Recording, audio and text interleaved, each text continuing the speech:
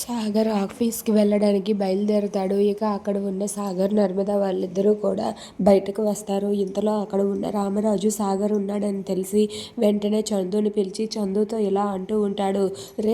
Rice మిల్ని నడిపించడం అంటే మామూలు మూటలు మోసుకునే ఉద్యోగం కాదురా, అది కూడా ఒక బరువు బాధ్యతే. రైస్ మిల్ అంటే మామూలు మాటలు కాదు. అయినా నువ్వే నా పేరు నిలబెట్టావురా, నువ్వేరా నా అసలైన వారసుడివి అని చెప్పి రామరాజు సాగర్ అలాగే నర్మద వాళ్ళిద్దరి ముందు చందుని పొగుడుతూ ఉంటాడు.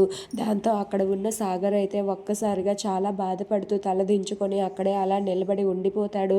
దాంతో రామరాజు అయితే నా వారసుడంటే నువ్వేరా, నాకు ఎంతమంది వారసులు ఉన్నా సరే నువ్వొక్కడ ఉంటే చాలురా అని చెప్పి సాగర్ని అవమానిస్తూ ఉంటాడు. దాంతో అక్కడ ఉన్న సాగర్ అయితే తలదించుకొని ఉంటాడు. దాంతో నర్మద అయితే చూసావా సాగర్, నువ్వు చేసిన ఒక్క తప్పుకి ఇవన్నీ భరించవలసి వస్తుంది అని చెప్పి నర్మద అంటుంది.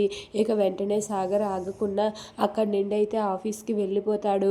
ఇక ఆఫీస్కి వెళ్ళిపోయిన తర్వాత అక్కడ ఉన్న రామరాజు అయితే వెళ్ళి రైస్ మిల్ దగ్గరికి వెళ్ళి చూసుకో అని చెప్పి చందును కూడా రామరాజు పంపిస్తాడు.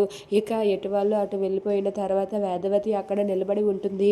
ఇంతలో అక్కడికి నర్మద వచ్చి అత్తయ్య, నేను ఆఫీస్కి వెళ్ళొస్తాను అత్తయ్య అని చెప్పి అంటుంది. దాంతో అక్కడ ఉన్న వేదవతి అయితే నర్మద మాటలు పట్టించుకోకుండా అక్కడి నుండి అయితే వెళ్ళిపోతుంది. ఇక అది చూసి నర్మద ఒక్కసారిగా చాలా బాధపడుతూ ఏడుస్తూ ఉంటుంది.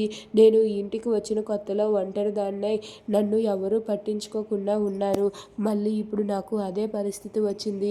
నన్ను ఎవరూ పట్టించుకోవట్లేదు. ఈ ఇంట్లో నేను ఒంటరిదాన్ని అయిపోయాను అని చెప్పి నర్మద బాధపడుతూ ఉంటుంది. ఇంతలో అక్కడికి వల్లి వచ్చి, ఏంటి ఇప్పుడు కొంతమంది కళ్ళు చల్లబడ్డాయి అనుకుంటాను, ఇప్పుడు మీరు ప్రశాంతంగా ఉన్నారు కదా, మీ కళ్ళు చల్లబడ్డాయి కదా అంటూ వల్లి ఆ డైలాగ్ వేసి అక్కడి నుండి అయితే వెళ్ళిపోతుంది.